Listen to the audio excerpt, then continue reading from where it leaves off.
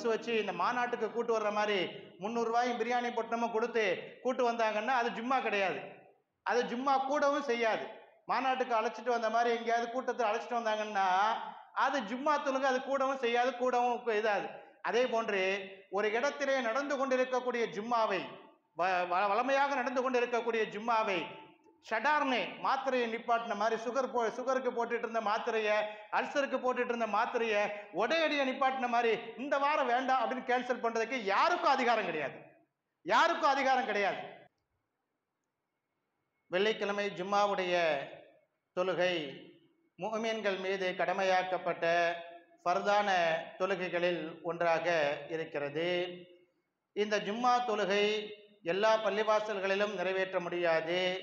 ஜும்மா பள்ளிவாசல் என்று எங்கே இருக்கிறதோ அந்த பள்ளிவாசலில் மட்டுமே ஜும்மா தொழ முடியும். அதே போன்று அந்த ஜும்மா தொழுகையிலே அந்த பகுதியிலே வசிக்கக்கூடிய மக்கள் மூவராவது நிரந்தரமாக வசிக்கக்கூடிய மக்கள் 3 நபர்கள், குறைந்தபட்சம் 3 நபர்கள், அதிகபட்சம் 40 நபர்களாவது அங்கே இருக்க வேண்டும். வழிப்போக்கர்கள் எங்கேயாவது பிரயாணத்தில் இருக்கிறாங்க, பஸ் ஸ்டாண்டில் போகிறாங்க, வேற ஊருக்காரு இந்த ஊருக்கு வந்திருக்காங்க, 3 பேர் ஒன்றா சேர்ந்திருக்காங்கன்னா அங்கே ஜும்மா கிடையாது. அதே ஊரிலே வாழக்கூடிய நபர்கள் 3 நபர்களாவது அங்கே இருக்கணும். அவங்களுக்கு ஒரு இமாம் இருந்து குத்துபா ஓதி 2 ரக்காத் ஜும்மா, இதுதான் ஜும்மாவினுடைய கடமை. 3 நபர்கள் அங்கே அந்த பகுதியிலே வசிக்கக்கூடியவர். ஹனஃபி மதுஹபின் பிரகாரம் ஷாஃபி இமாம் சொல்கிறார்கள், இது இமாம்களுடைய கருத்து, நபிகள் நாயகம் அவ்வாறு சொல்லி இருக்கிறார்கள். 3 நபர்கள் இருந்தா போதும் என்று ஒரு மார்க்க அறிஞர் கருதுகிறார். மற்றொரு மார்க்க அறிஞர் ஜும்மாவை பற்றி சொல்லும் போது குறைந்தபட்சம் 40 நபர்கள் தேவை. அந்த 40 பேர் எப்படி இருக்கணும்? வெளியூர்காரங்களா இருக்கக்கூடாது. அந்த 40 பேர் அந்த பகுதியிலே வசிக்கக்கூடியவர்களாக இருக்க வேண்டும். 40 பேர் எங்கேயாவது வெளியூர்ல இருந்து பஸ் வச்சு இந்த மாநாட்டுக்கு கூட்டு வர்ற மாதிரி 300 ரூபாயும் பிரியாணி பொட்டணமும் கொடுத்து கூட்டு வந்தாங்கன்னா அது ஜும்மா கிடையாது. அது ஜும்மா கூடவும் செய்யாது. மாநாட்டுக்கு அழைச்சிட்டு வந்த மாதிரி எங்கேயாவது கூட்டத்தை அழைச்சிட்டு வந்தாங்கன்னா அது ஜும்மா தொழுகை அது கூடவும் செய்யாது, கூடவும் இதாது.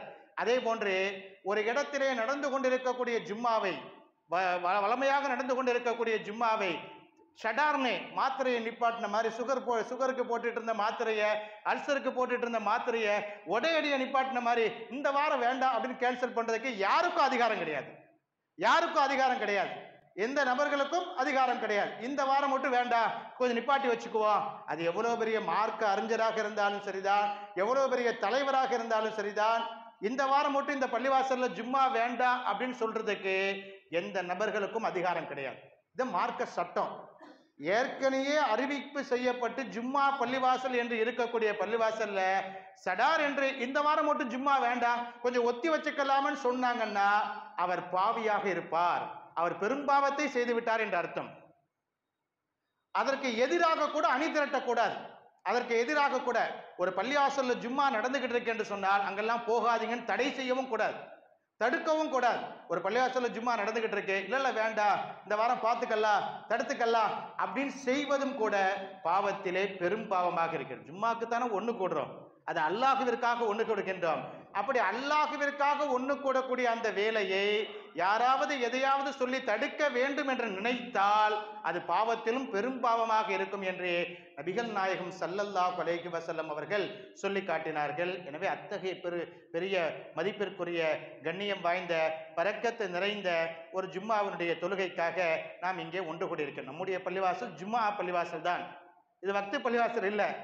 நம்ம பள்ளிவாசல் ஜும்மா பள்ளிவாசல் தான். இங்க போதும், இந்த பள்ளிவாசலுக்கு இது போதும்னு நினைச்சோம்னா முதல்ல அறிவிப்பு செஞ்சிருக்கணும். நம்ம இது ஜும்மா பள்ளிவாசல் கிடையாது, இது வக்து பள்ளிவாசல் தான் என்று நாம் முதலாவதாகவே அறிவிப்பு செய்திருக்க வேண்டும். சடார் என்று ஒருவர் முடிவெடுத்து இடையிலே ஜும்மாவை நிறுத்துவதற்கு மார்க்க சட்ட பிரகாரம் அங்கே அனுமதி கிடையாது என்பதுதான் ஷரியத்து நமக்கு சொல்லித்தரக்கூடிய விஷயங்களில் ஒன்றாக இருக்கிறது.